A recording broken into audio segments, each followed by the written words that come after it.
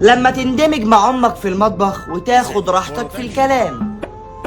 امي فاضية اتكلم معاكي شوية؟ ابعد عني. ايه ده، في ايه؟ انا جيت جنبك يا ستي. اتفضل اهري وقول عايز ايه، قول. بص يا امي، في المدرسة انت عارفة طبعا ان الفصل بيبقى ولاد وبنات. يا حبيبي كمل. المهم يا امي، في بنت قاعدة في الديسك اللي جنبي كده هوت لازقة فيا. كيوت بقى ولا مش حلوة؟ اوف يا امي، دي بطل قنبلة صاروخ، البنت عاملة كده هوت. المهم خدت رقمها وارتبطت بيها. كنت بعمل كده مع ابوك، كان بيجي يخرجني ويكت من الدرس ويخرجني بفلوس الدرس، صح؟ ايوه، ما انا بعمل كده بالظبط.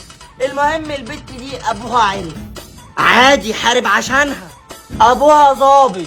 اوبا، بس كده. فانا مش عارف اعمل ايه يا امي، مش عارف اعمل ايه، قولي لي رايك. تاخدي نفس.